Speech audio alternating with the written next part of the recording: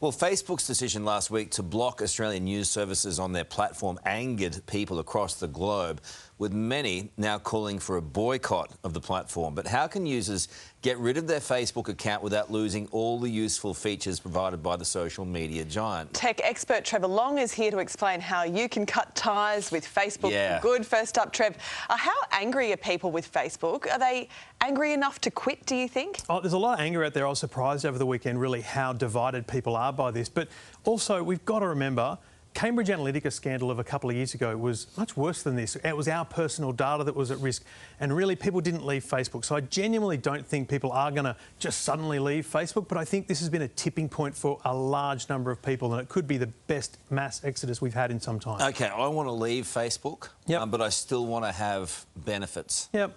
I think the problem is there is no genuine, simple alternative to Facebook. But there's a bunch of apps out there that I think we can look at that give you some of the benefits. So Nextdoor is a great app for your local community. A lot of people use Facebook for their local area, what's happening, you know, things that are happening in their community. That's great.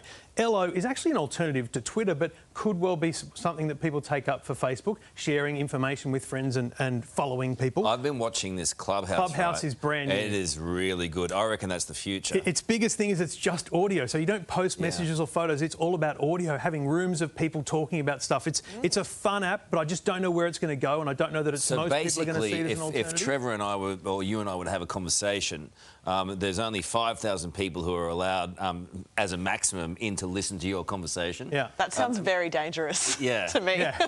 Let's hook up a Clubhouse chat later, Karl. There's no doubt. And just quickly, Lit. Lit is an Aussie app.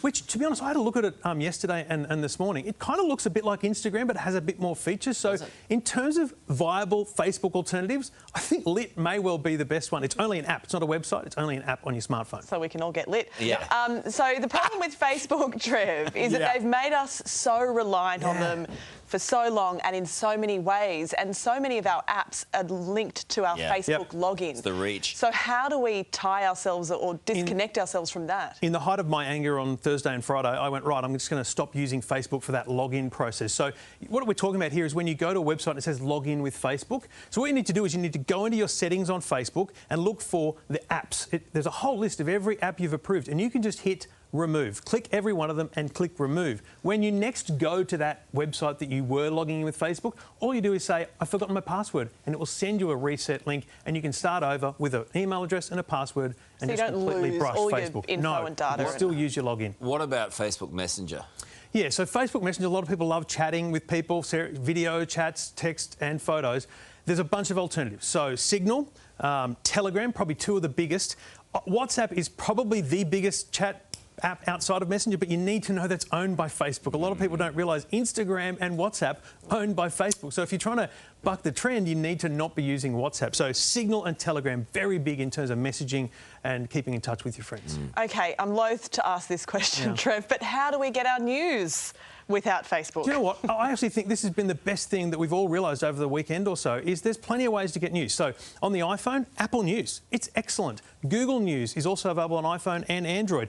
Download all the individual news apps. I subscribe to all the papers on the weekend. They've all got their own apps. You get notifications and the like. I get 9 news alerts all the time. They're excellent.